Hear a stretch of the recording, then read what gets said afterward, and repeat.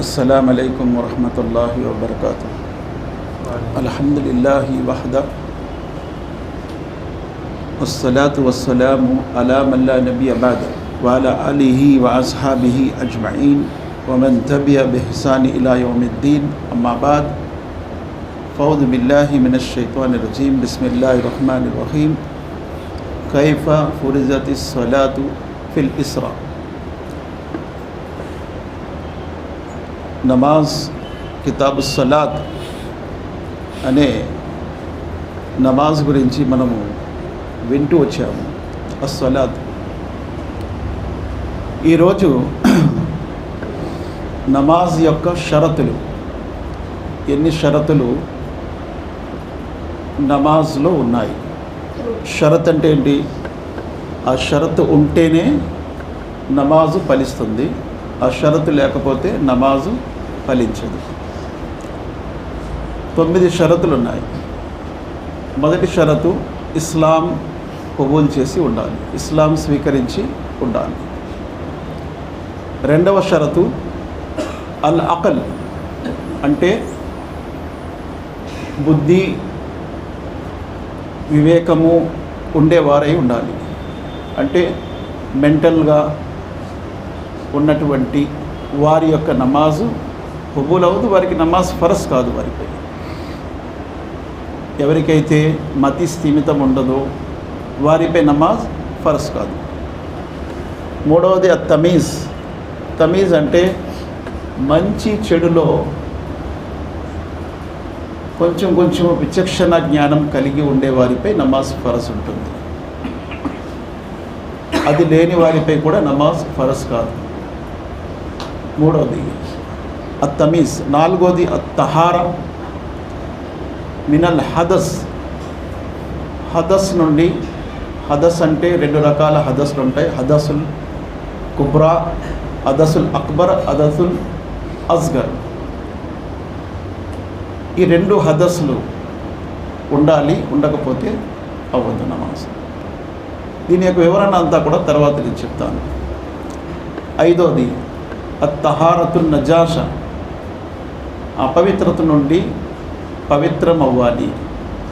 ఐదోది. ఆరోది దుఖూలుల్ వక్త్, సమయం రావాలి, ఆ సమయం అవ్వకుండా నమాజు స్వీకరించబడదు. ఏడవది సతరుల్ ఔరా, మన దేహాన్ని కప్పాలి, అది లేకుండా నమాజు కానేరదు. ఎనిమిదవది ఇస్తిక్బాలుల్ కిబ్లా, కిబ్లా వైపు తిరిగి ఉండాలి, అది లేకపోతే నమాజ్ అవ్వదు. 9వది అన్నీయ, సంకల్పము ఉండాలి, లేకపోతే నమాజ్ కానేరదు.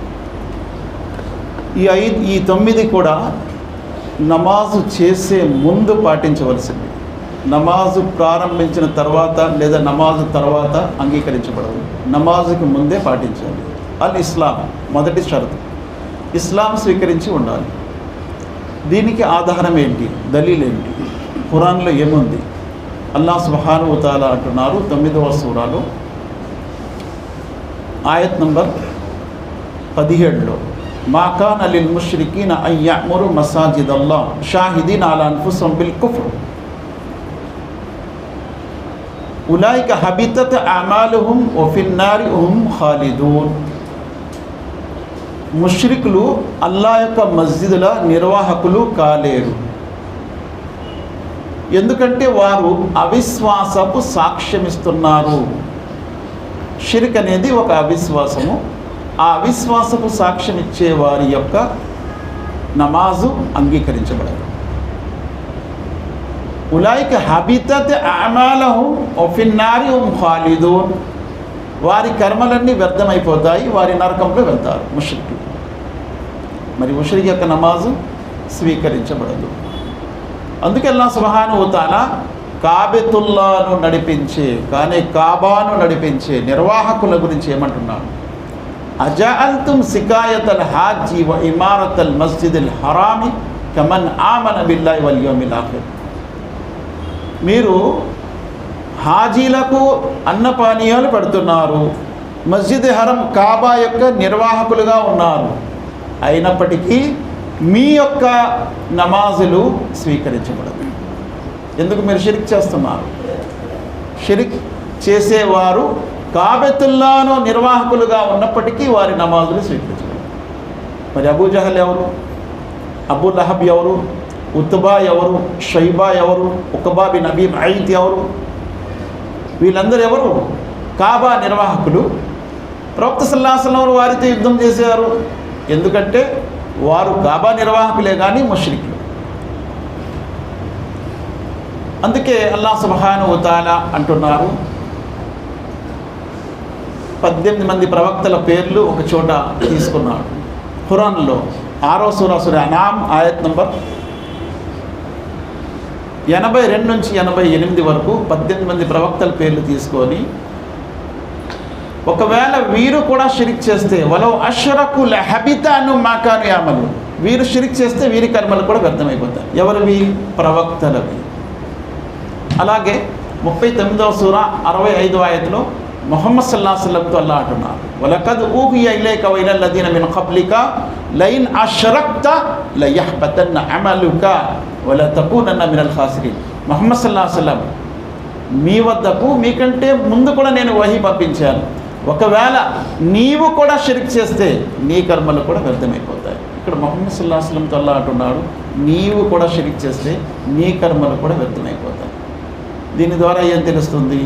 నమాజుకి ముందు షరత్ ఏంటంటే తౌహీద్ కావాలి, ఇస్లాం స్వీకరించాలి, తౌహీద్ని స్వీకరించాలి. అప్పుడే వారి నమాజు స్వీకరించబడుతుంది, లేకపోతే నమాజ్ స్వీకరించబడుతుంది. మనము తౌహీద్ యొక్క సాక్ష్యం ఇచ్చిన తర్వాత నమాజ్ స్టార్ట్ చేస్తాము, జకాత్ ఇస్తాము, హజ్ చేస్తాం, రోజా ఉంటాం. నమాజు 5 పూటలు, దాని సమయం వస్తే చదువుతాం. రోజా సంవత్సరానికి ఒకసారి, హజ్ జీవితాలు ఒకసారి, జకాత్ సంవత్సరానికి ఒకసారి, అది కూడా స్తోమత ఉండేవారికి.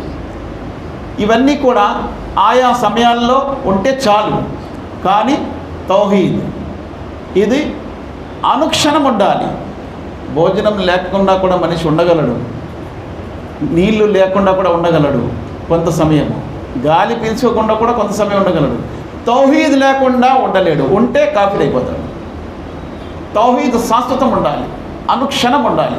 ఒక్క క్షణము కూడా తౌహీద్ని విడిచిపెట్టడానికి వీలు లేదు. ఇది మొదటి షరతు.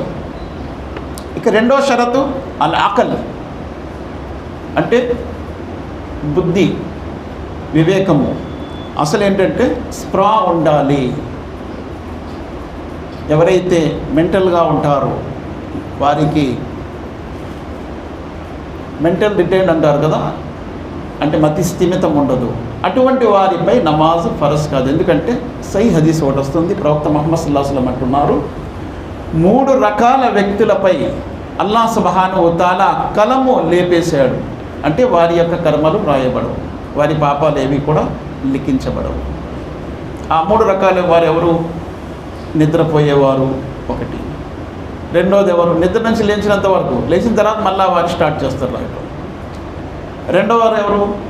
ఎవరికైతే మతి స్థిమితం ఉండదు, మళ్ళా వారి మతి స్థిమితము వారిగా మారితే ఇన్షాల్లా వారి యొక్క కర్మలు రాయడం స్టార్ట్ చేస్తారు. మూడో వ్యక్తి ఎవరు? బాల్యము దాటని వారు, ఇంకా బాల్యం దాటలేదు, వారికి విచక్షణ జ్ఞానము లేదు, వారికి కూడా కర్మలు రాయబడవు, పాపాలు రాయబడవు. ఇది రెండోది అల్ అకల్.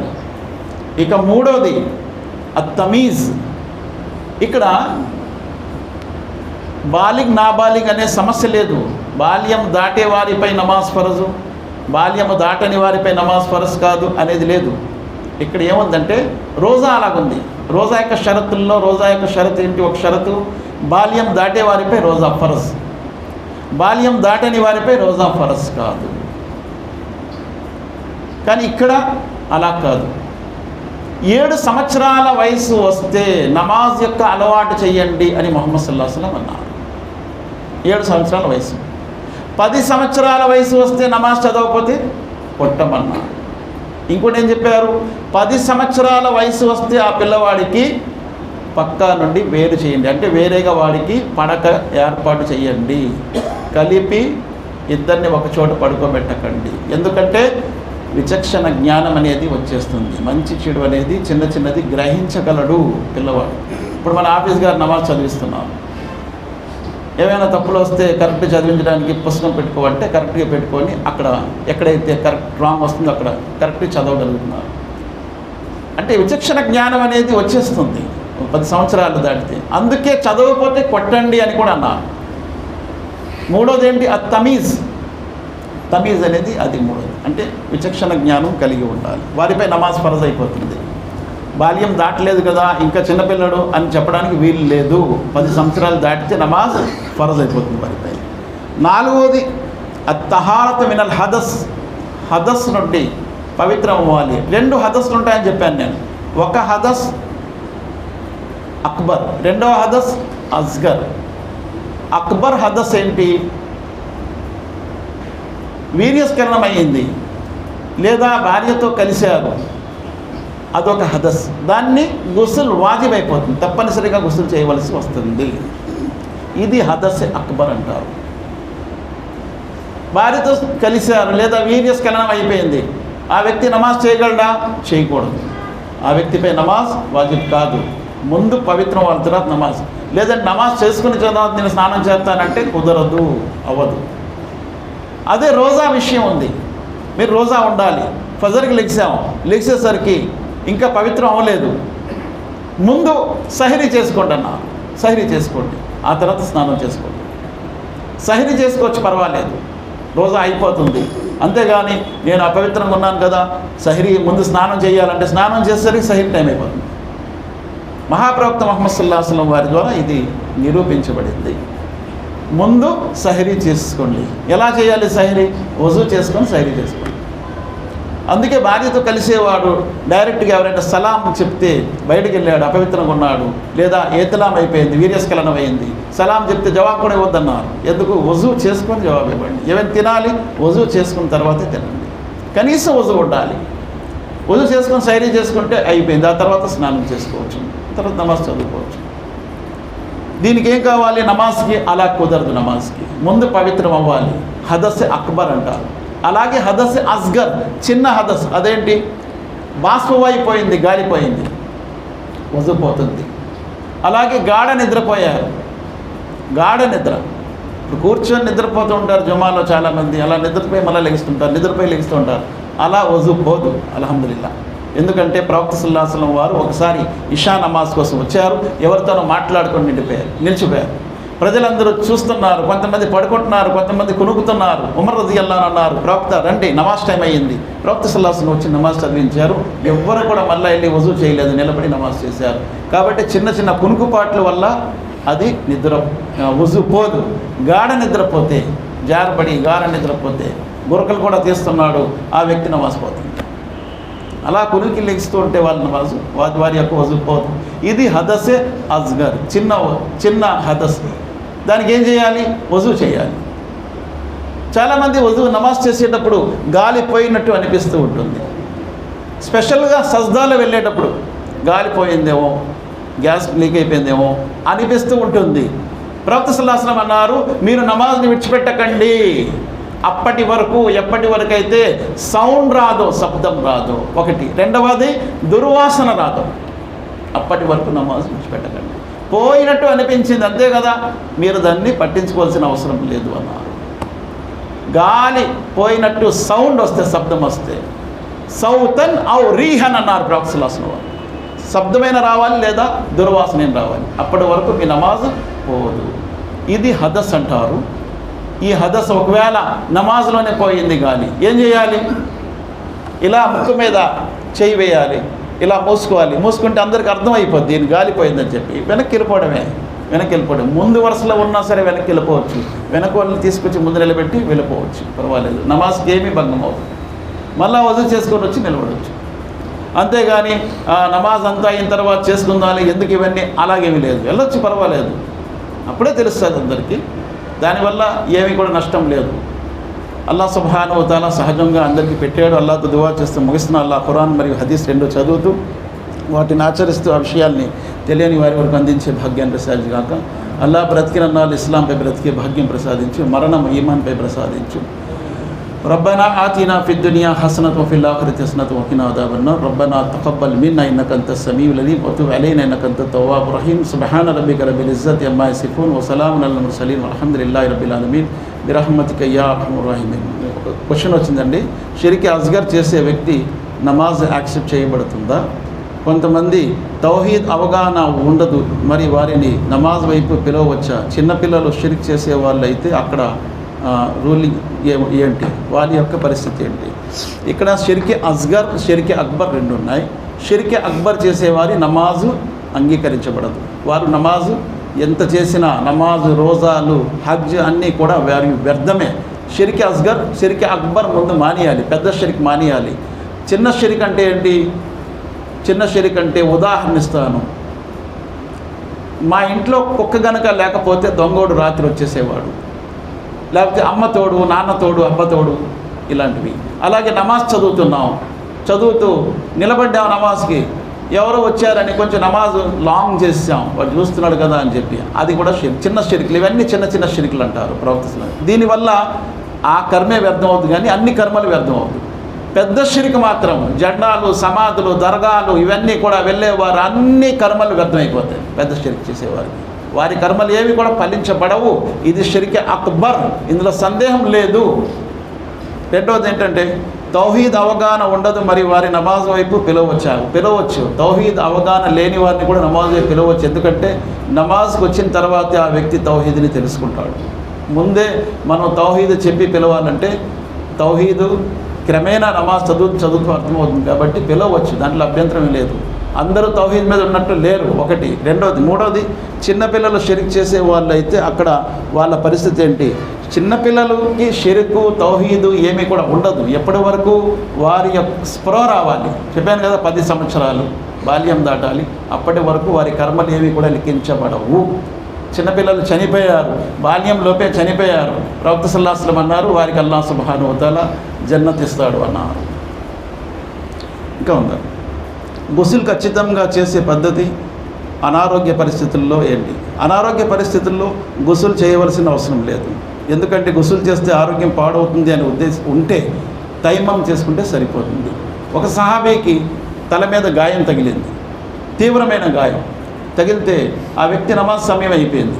ఏం చేయాలి? గుస్ల్ అవసరం, ఇంకా వీర్యస్ఖలనం అయిపోయింది. మరొక సహాబీతో అడిగాడు, ఏం చేయాలరా ఇలా, నాకు ఇలాగా మరి వీర్యస్ఖలనం అయింది, గుస్ల్ చేయాలి, తల మీద గాయం ఉందంటే స్నానం చేయవలసిందే, కుదరదు చేయాలి అంటే పాపం ఆయన వెళ్ళి స్నానం చేసేస్తే నీళ్ళంతా లోనికి వెళ్ళిపోయి ఆ వ్యక్తి చనిపోయారు, సహాబీ చనిపోయారు.